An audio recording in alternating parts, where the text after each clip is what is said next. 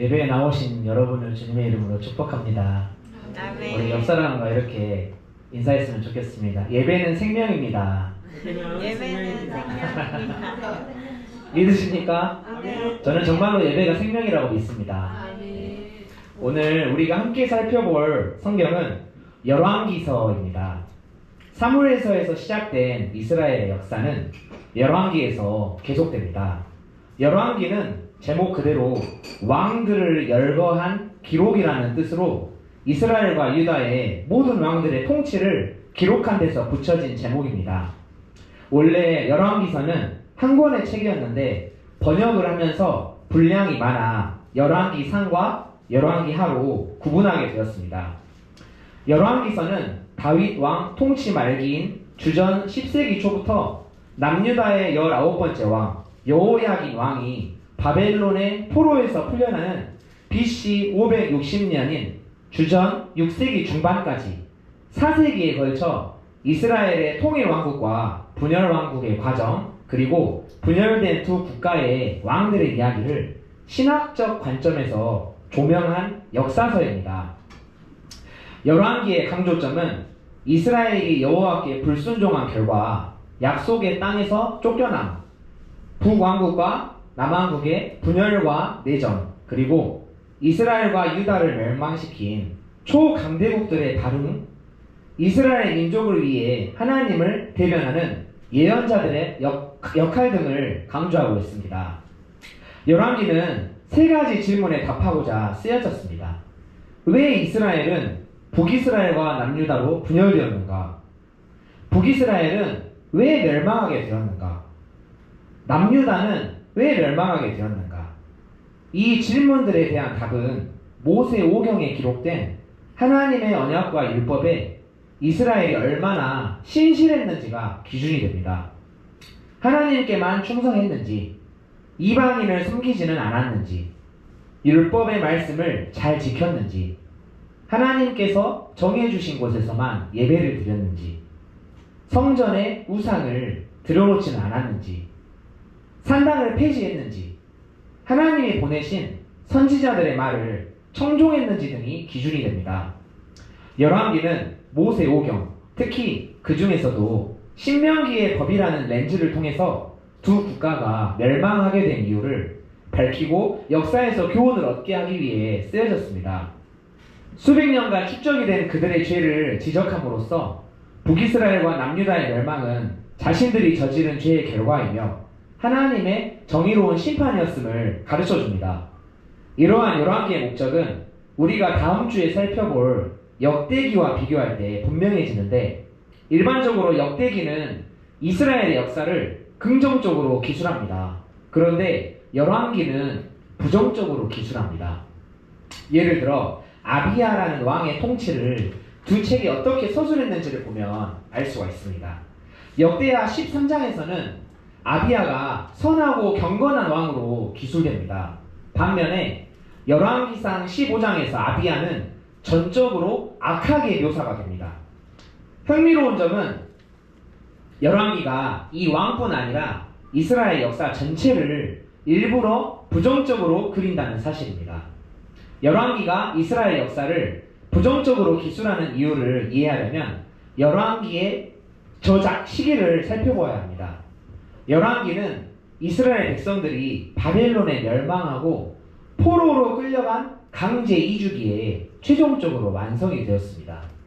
열왕기는 이 질문에 답하려는 것입니다. 왜 우리는 강제 이주민이 되었는가?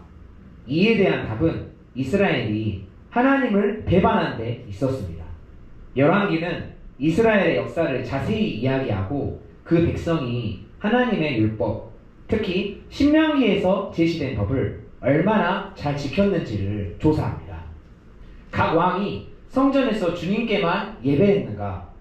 성전의 우상을 들여놓지는 않았는지, 언덕에 지어진 성소인 이른바 산당에서의 예배를 허락했는지, 결과는 좋지 않았습니다. 몇몇 왕이 성전을 정결하게 유지하기는 했지만 신명기의 법을 온전히 지킨 왕은 북이스라엘과 남유다를 통틀어 2명의 왕뿐이었습니다. 누구일까요? 2명의 왕 누구일까요? 아닙니다. 요시야와 맞습니다. 히스기야 왕이었습니다.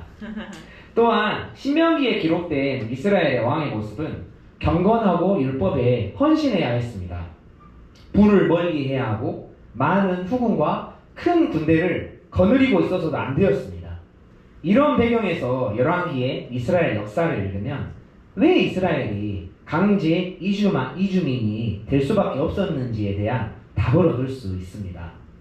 열왕기는 통일왕국 솔로몬의 등극과 통치, 분열왕국과 북이스라엘의 멸망, 남유다의 멸망 이렇게 세 부분으로 나누어집니다. 열왕기상 1장에서 11장은 솔로몬의 왕위 계승과 통치를 다룹니다. 이 부분에서 중요한 점은 네 가지입니다. 첫 번째, 솔로몬이 왕위에 오른 경위. 두 번째, 지혜에 대한 솔로몬의 명성. 세 번째, 성전과 왕궁 건축. 네 번째, 솔로몬의 죽음과 그 이유입니다. 솔로몬이 하나님께 지혜를 구하자 하나님은 이 요청에 기뻐하시며 그에게 부귀와 영광까지도 허락하십니다. 해당 본문을 우리 살펴보겠습니다.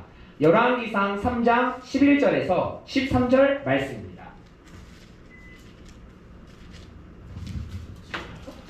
열왕기상 3장 11절에서 13절의 말씀입니다.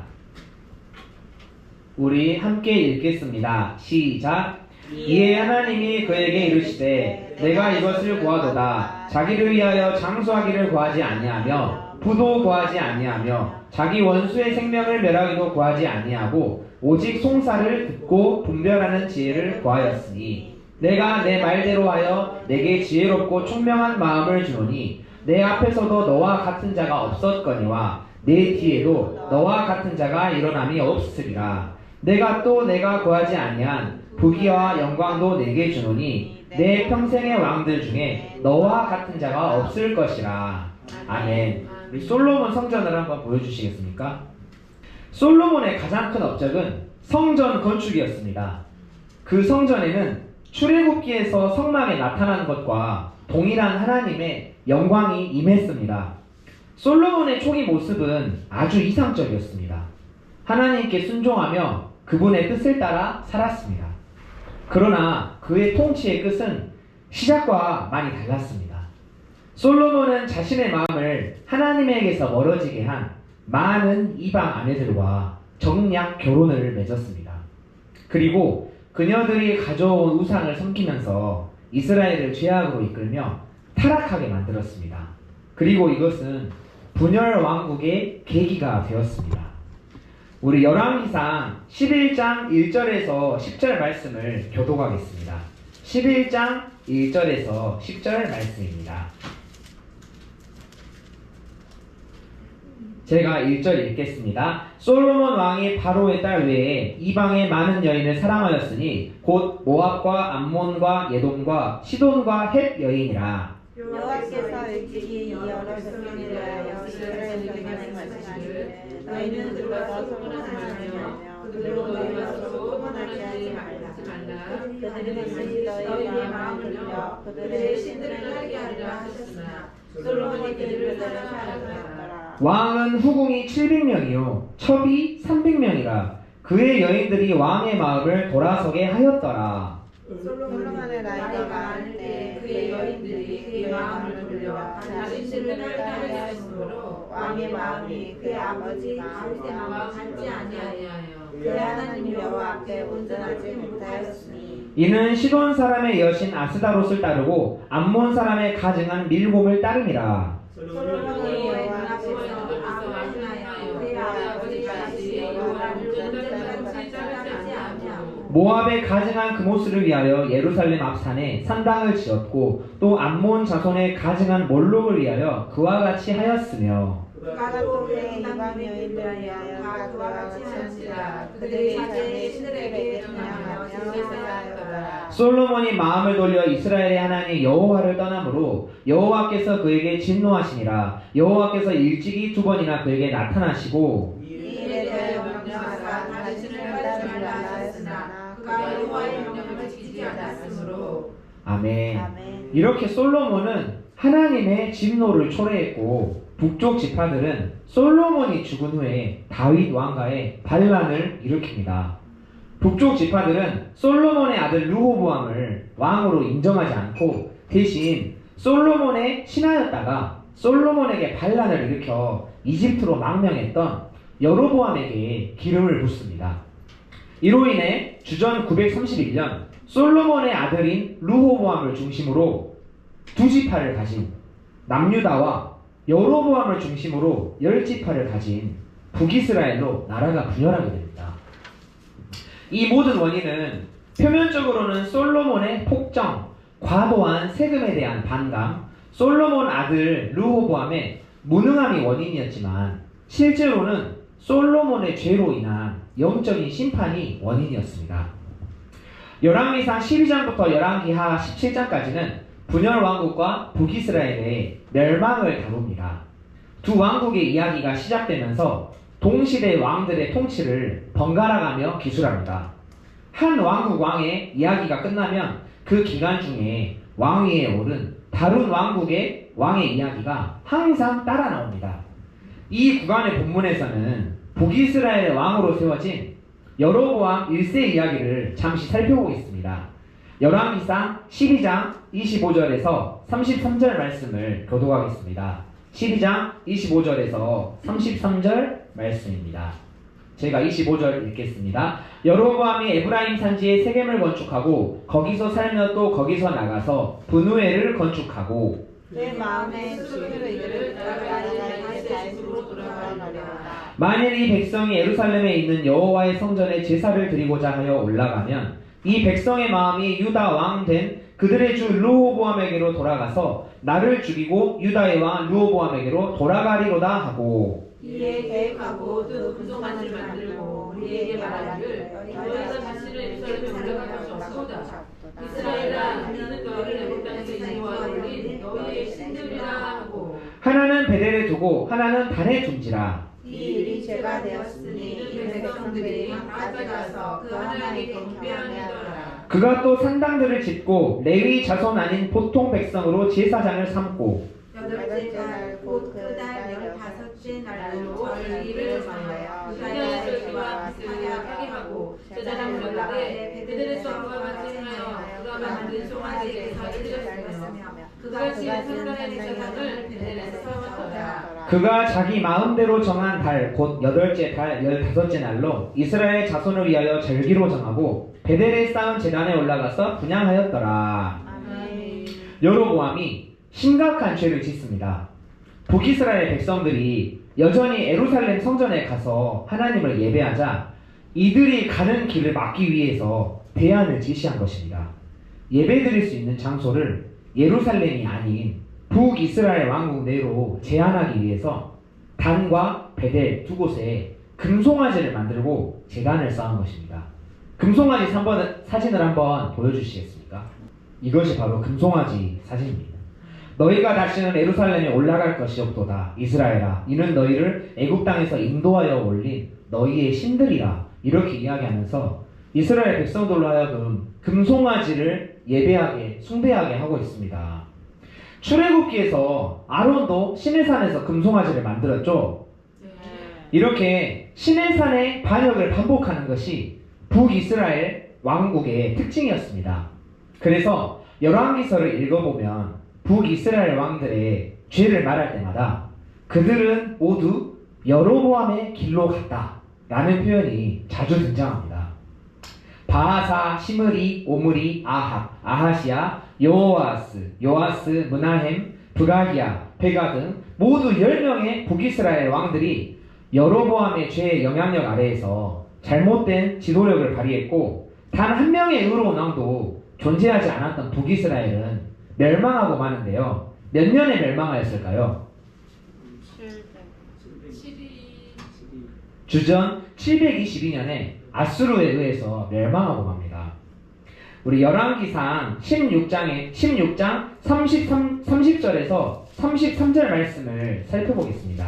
16장 30절에서 33절 말씀입니다.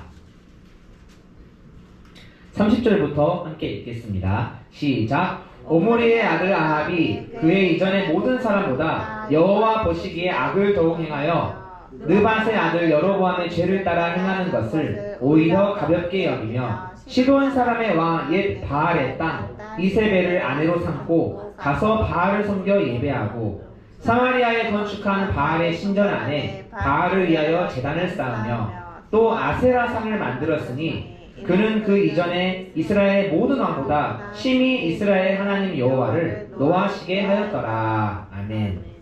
북이스라엘의 아합 왕은 두로와 시돈 지방의 이방 여인 이세벨을 아내로 맞이하고 백성들에게 그녀가 가지고 온 바알을 섬기도록 했습니다.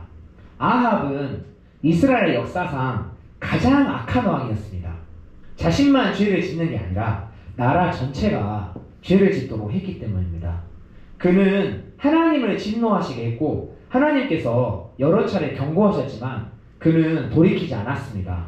결국 하나님께서는 예후를 일으켜 아합과 그의 자손들을 심판하셨고 아합의 집안은 진멸되고 맙니다. 우리가 열왕기서를 읽으면서 기억해야 할 선지자가 2명이 있습니다. 누구일까요?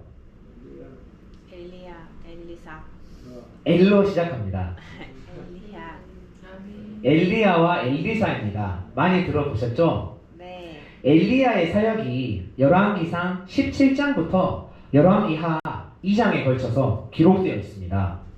아합 왕 시대에 엘리야가 비가 3년간 오지 않을 것을 선포합니다. 비가 내리지 않습니다. 다시 기도하니까 가뭄이 그칩니다. 비가 내립니다. 갈멜산에서는 바알과 아세라의 선지자 850명과의 대결에서 하나님으로 인해서 엘리야가 승리합니다. 우리 해당 본문을 살펴보겠습니다. 열왕기상 18장 17절에서 40절 말씀입니다. 열왕기상 18장 17절에서 40절 말씀인데요. 제가 17절을 읽겠습니다. 엘리야를 볼 때에 아합이 그에게 이르되 이스라엘을 괴롭게 하는 자여 너냐? 그가 대답하되 내가 이스라엘을 괴롭게 한 것이 아니라 당신과 당신 아버지의 집이 괴롭게 하였으니 이는 여호와의 명령을 버렸고 당신이 바알들을 따랐습니다. 그런즉 사람을 보내 온 이스라엘과 이세벨의 상에서 먹는 바알의 선지자 450명과 아세라의 선지자 400명을 갈멜산으로 모아 내게로 나오게 하소서. 아합이 이에 이스라엘의 모든 자손에게로 사람을 보내 선지자들을 갈멜산으로 모으니라. 엘리야가 모든 백성에게 가까이 나아가 이르되 너희가 어느 때까지 둘 사이에서 머뭇머뭇하려느냐? 여호와가 만일 하나님이면 그를 따르고 바알이 만일 하나님이면 그를 따를지니라 하니 백성이 말 한마디도 대답하지 아니하는지라. 엘리야가 백성에게 이르되 여호와의 선지자는 나만 믿고 나왔으나 바알의 선지자는 450명이로다. 그런즉 송아지 둘을 우리에게 가져오게 하고 그들은 송아지 한 마리를 택하여 각을 떠서 나무 위에 놓고 불은 붙이지 말며 나도 송아지 한 마리를 잡아 나무 위에 놓고 불은 붙이지 않고 너희는 너희 신의 이름을 부르라. 나는 여호와의 이름을 부르니 여호와 당신 주가 하나님이시라. 백성이 다 대답하되 그 말이 옳도다 하니라. 엘리야가 바알의 선지자들에게 이르되 너희는 많으니 먼저 송아지 한 마리를 택하여 잡고 너희 신의 이름을 부르라. 그러나 불을 붙이지 말라. 그들이 가는 송아지를 가져다가 잡고 아침부터 낮까지 바알의 이름을 불러 이르되 바알이여 우리에게 응답하소서 하나 아무 소식도 없고 아무 응답도 없으므로 그들의 땅 계단 주위에서 뛰놀더라. 정오에 이르러는 엘리야가 그들을 조롱하여 이르되 큰 소리로 부르라. 그는 신인즉 묵상하고 있는지 혹은 그가 잠깐 나갔는지 혹은 그가 길을 행하는지 혹은 그가 잠이 들어서 깨워야 할 것인지 하매 이에 그들이 큰 소리로 부르고 그들의 규례를 따라 피가 되기까지 칼과 창으로 그들의 몸을 상하게 하더라. 이같이 하여 정오가 지났고 그들이 미친 듯이 떠들어 저녁 소재 드릴 때까지 이르렀으나 아무 소리도 없고 응답하는 자나 돌아보는 자가 아무도 없더라. 엘리야가 온 백성을 향하여 이르되 내게로 가까이 오라. 백성이 자기에게 가까이 가매 그가 무너진 여호와의 제단을 수축하되 야곱의 아들들의 지파의 수요를 따라 엘리야가 돌 12개를 취하니 이 야곱은 옛적에 여호와의 말씀이 임하여 이르시기를 내 이름을 이스라엘이라 하리라 하신 자더라. 그가 여호와의 이름을 예시하여 그 돌로 제단을 쌓고 제단을 돌아가며 곡식자 수야를 돌 만한 노랑을 만들고 또 나무를 버리고 송아지의 각을 떠서 나무 위에 놓고 이르되 통 넷에 물을 채워다가 번제물과 나무 위에 부으라 하고 또 이르되 그가 다시 노래하라 다시 노래하니 또 이르되 세 번째로 노래하라 세 번째로 노래하니 물이 제단으로 두루 흐르고 도랑에도 물이 가득 찼더라. 저녁 소재 드릴 때에 이르러 선지자 엘리야가 나아가서 말하되 아브라함과 이삭과 이스라엘 하나님 여호와여 주께서 이스라엘 중에서 하나님이신 것과 내가 주의 종인 것과 내가 주의 말씀대로 이 모든 일을 행하는 것을 알게 하소서. 여호와여 내게 응답하옵소서 내게 응답하옵소서. 이 백성에게 주 여호와는 하나님이신 것과 주는 그들의 마음을 되돌이키심을 알게 하옵소서 하매 이에 여호와의 불이 내려서 번제물과 나무와 돌과 흙을 태우고 또 도랑이 물을 한 시간째 모든 백성이 보고 엎드려 말하되 여호와 그는 하나님이시로다 여호와 그는 하나님이시로다 하니 엘리야가 그들에게 이르되 발의 선지자를 잡되 그들 중 하나도 도망하지 하라 하매 곧 잡히다가 엘리야가 그들을 들려 시내로 거쳐 죽이니라. 아멘. 아멘. 각 제단에 제물을 놓습니다. 18장 24절 말씀입니다. 너희는 너희 신의 이름을 부르라. 나는 여호와의 이름을 부르리니 이에 불로 응답하시는 신 그가 하나님이시니라. 바알과 아세라의 선지자들이 그들이 믿는 신에게 기도합니다. 엘리야도 하나님 앞에 기도합니다. 그런데 엘리야는 오히려 제단에 물을 붓습니다. 물이 붙은 제단에 불이 붙을까요? 쉽지 않나요? 쉽지 않은 게 아니라 아예 안 붙습니다. 34절 35절의 말씀입니다. 또 이르되 다시 그리하라 하여 다시 그리하니 또 이르되 세 번째로 그리하니 물이 제단으로 두루 흐르고 도랑에도 물이 가득 찼더라. 물이 흥건한 제단에는 불이 붙을 수 없습니다. 그런데 엘리야 선지자는 하나님의 능력을 진실로 믿었던 선지자였습니다. 엘리야의 제단 사진을 한번 보여주시겠습니까? 이렇게 흥건한 제단에 물로 흥건한 제단에 하늘에서 불이 내려와서 제단에 있는 번제물을 사릅니다. 그리고 37절 39절 말씀입니다. 여호와여 내게 응답하옵소서 내게 응답하옵소서. 이 백성에게 주 여호와는 하나님이신 것과 주는 그들의 마음을 되돌이키심을 알게 하옵소서 하매 이에 여호와의 불이 내려서 번제물과 나무와 돌과 흙을 태우고 또 도랑의 물을 핥은지라. 모든 백성이 보고 엎드려 말하되 여호와 그는 하나님이시로다 여호와 그는 하나님이시로다 하니. 이 본문에 나타난 엘리야의 하나님을 향한 담대한 믿음과 기도의 능력이 우리의 믿음과 기도의 능력 되기를 소망합니다. 아멘이십니까? 엘리사의 사역은 엘리야가 하늘로 승천한 이후로부터 시작이 됩니다. 우리 엘리야가 승천하는 사진을 한번 보여주시겠습니까? 엘리야가 하늘로 이 불말을 타고 승천하고 있습니다. 누가 또 승천하셨죠? 신약시대에 예수님께서 승천하셨는데 구약시대에 이 선지자가 살아있는 상태에서 하늘로 승천하는 모습이 성경에 기록이 되어 있습니다. 우리 열왕기하 2장 1절에서 11절 말씀을 교독하겠습니다. 열왕기하로 가겠습니다. 2장 1절에서 11절 말씀입니다. 제가 1절 먼저 읽겠습니다.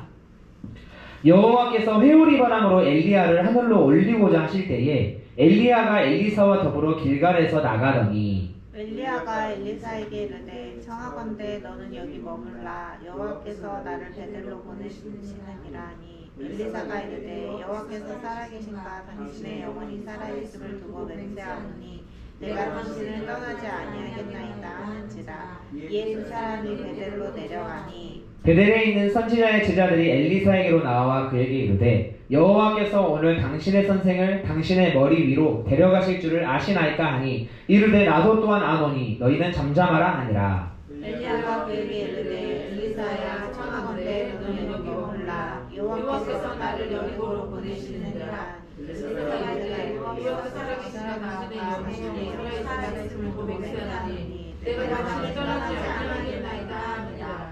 그들이 여호와의 이르되 여리고에 있는 선지자의 제자들이 엘리사에게 나와 이르되 여호와께서 오늘 당신의 선생을 당신의 머리 위로 데려가실 줄을 아시나이까 하니 엘리사가 이르되 나도 아노니 너희는 잠잠하라. 엘리야가 또 엘리사에게 이르되 청하건대 너는 여기 머물라 여호와께서 나를 요단으로 보내시느니라 하니 그가 이르되 여호와께서 살아계신가 당신의 영혼이 살아있음을 보고 맹세하노니 내가 너희를 떠나지 아니하겠나이다 하는지라 이에 두 사람이 말하더라. 선지자의 제자 50명이 가서 멀리 서서 바라보매 그 두 사람이 요단가에 서 있더니 엘리야가 겉옷을 가지고 와라 물을 치매 물이 이리저리 갈라지고 두 사람이 마른 땅 위로 건너니라. 건너매 엘리야가 엘리사에게 이르되 나를 내게서 데려감을 당하기 전에 내가 내게 어떻게 할지를 구하라. 엘리사가 이르되 당신의 성령이 하시는 역사가 갑절이나 내게 있게 하소서 하는지라. 이르되 내가 어려운 일을 구하노라. 그러나 나를 내게서 데려가시는 것은 내가 분명히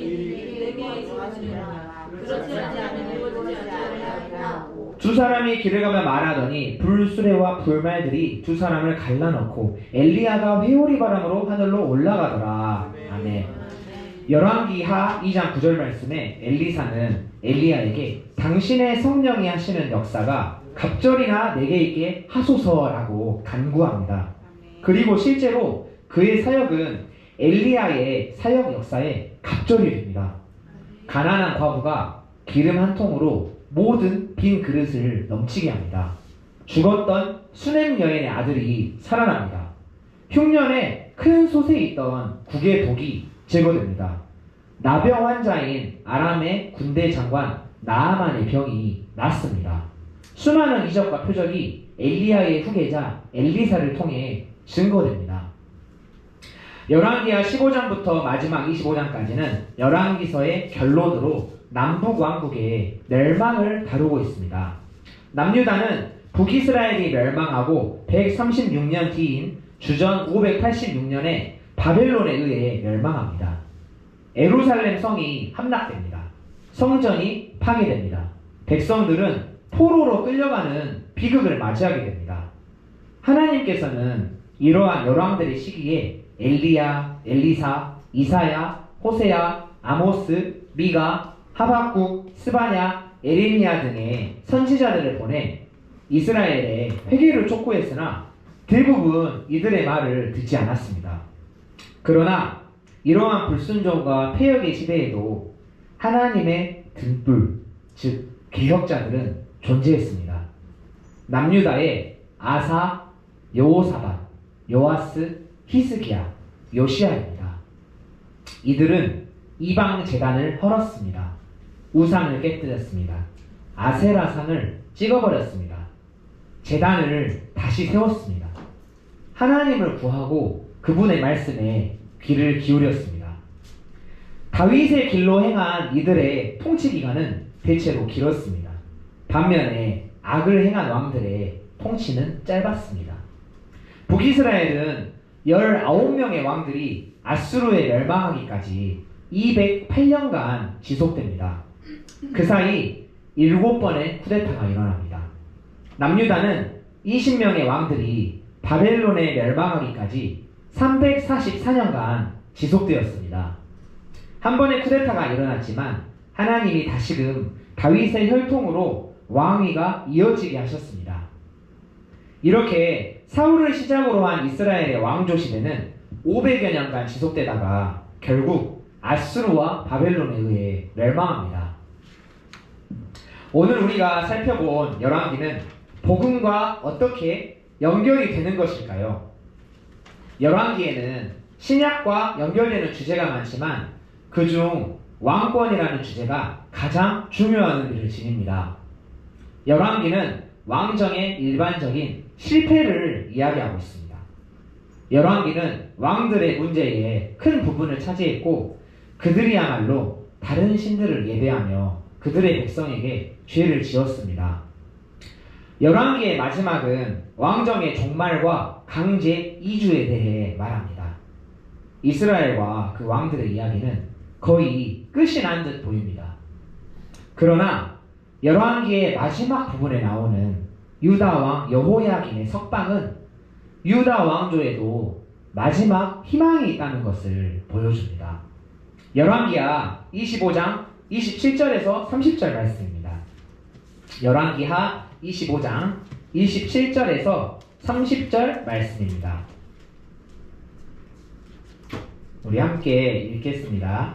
시작. 유다의 왕 여호야긴이 사로잡혀간 지 37년 곧 바벨론의 왕 에윌므로닥이 즉위한 원년 12월 그달 27일에 유다의 왕 여호야긴을 옥에서 내놓아 그 머리를 들게 하고 그에게 좋게 말하고 그의 지위를 바벨론에 그와 함께 있는 모든 왕의 지위보다 높이고 그 죄수의 의복을 벗게 하고 그의 일평생에 항상 왕의 앞에서 양식을 먹게 하였고 그가 쓸 것은 날마다 왕에게서 받는 양이 있어서 종신토록 끊이지 아니하였더라. 아멘. 나라가 멸망한 상태에서도 하나님께서 다윗의 자손을 돌보고 계십니다. 신약 성경은 이와 같은 희망이 로마 지배 당시에 이스라엘에게도 있었음을 보여줍니다. 열왕기의 끝은 절망이 아닌 희망으로 끝을 맺습니다. 이는 다윗 자손으로 오실 메시아를 소망하게 하는 증거가 됩니다. 심판 속에서도 하나님은 그의 백성을 완전히 저버리지 않으셨습니다. 우리 기도하시겠습니다.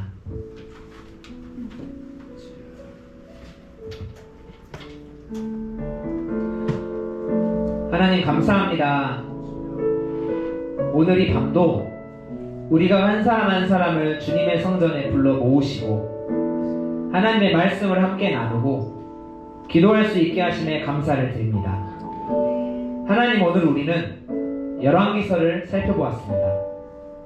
우리가 살펴본 열왕기서, 열 왕들이 통치하던 이스라엘의 이 모든 역사의 여정 가운데는 언제나 진정한 역사의 주관자 그리고 공의로 심판하시는 하나님이 계셨습니다. 악한 왕들은 끊임없이 하나님을 대적했습니다. 하나님의 길에서 떠나 패역하고 그들의 나라와 백성들을 끝없는 죄악과 파멸의 길로 빠뜨렸습니다.